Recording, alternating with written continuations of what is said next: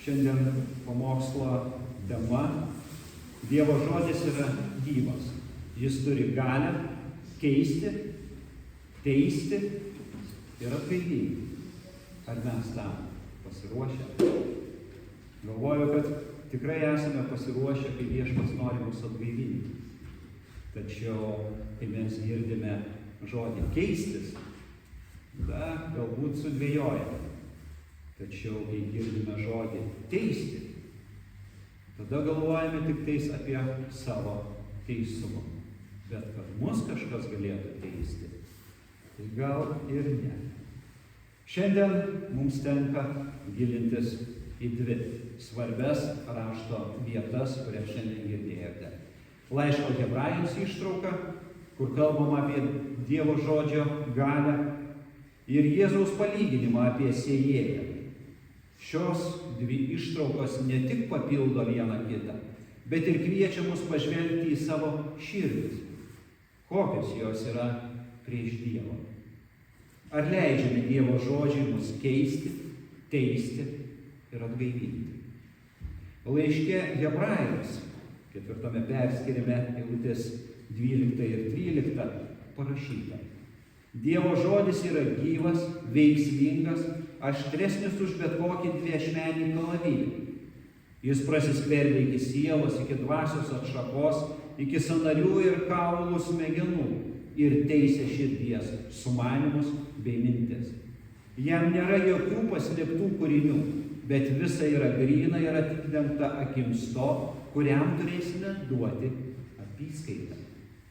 Tai labai rimti žodžiai. Jie atskleidžia, kad Dievo žodis nėra tik raminantis balsas, suteikiantis paguodą.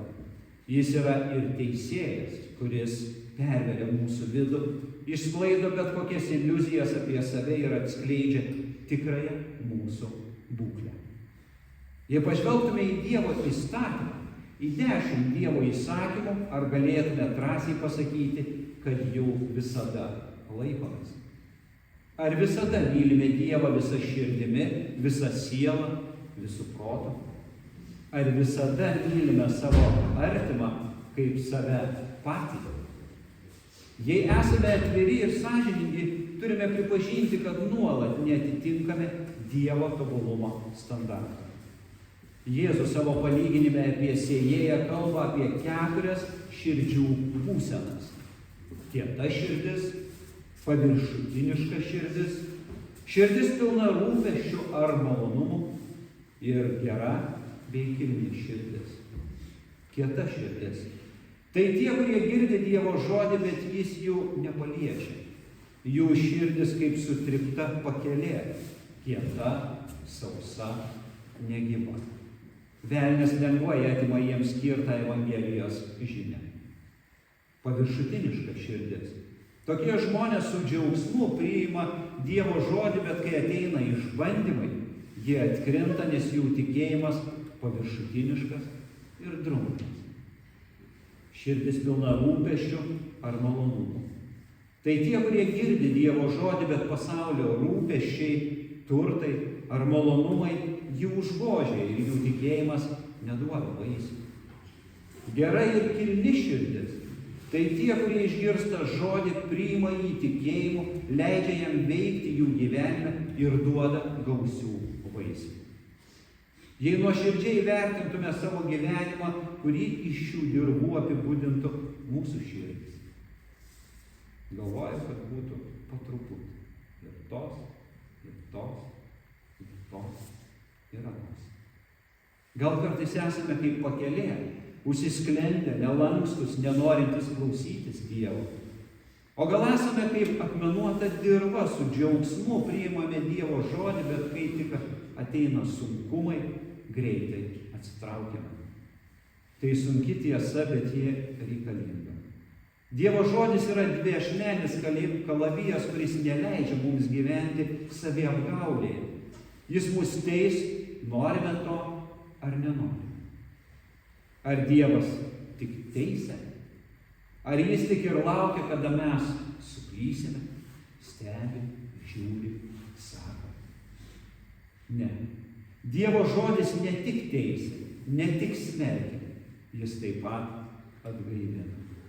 Nors mes patys niekada negalėtume pasiekti Dievo tobulumo, Dievas pats suteikia mums išgelbėjimą.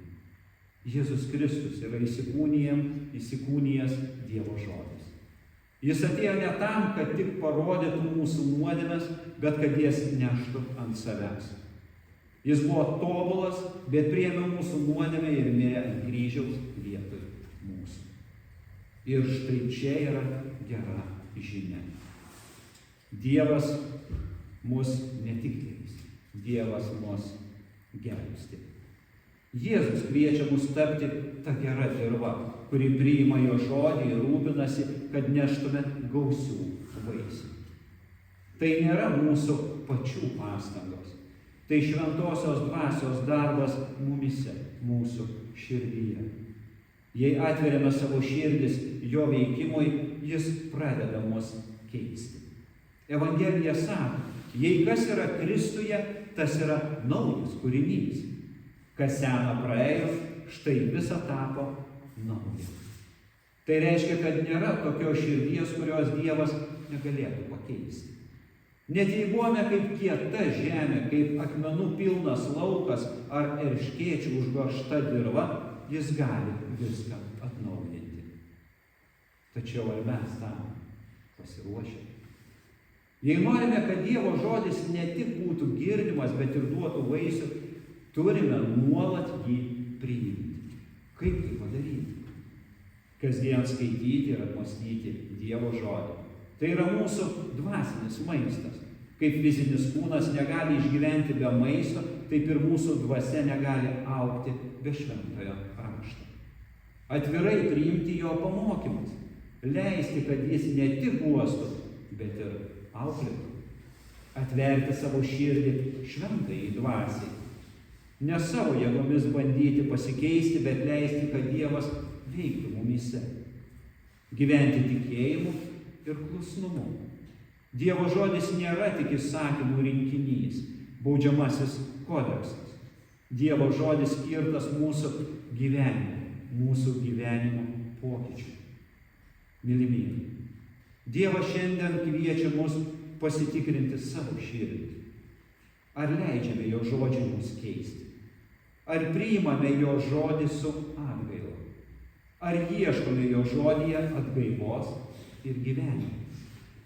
Jei šiandien jaučiame, kad mūsų širdis kietos kaip pakelė, akmenuotos ir pilnos erškėčių, tačiau mes trokštame keistis ir leidžiame Dievo žodžio sėkloms sugdygti, turėkime viltį.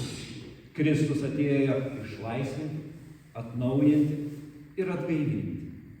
Dievo malonės yra pakankama visiems. Visiems, kurie ateina pas jį su atvira širdimi.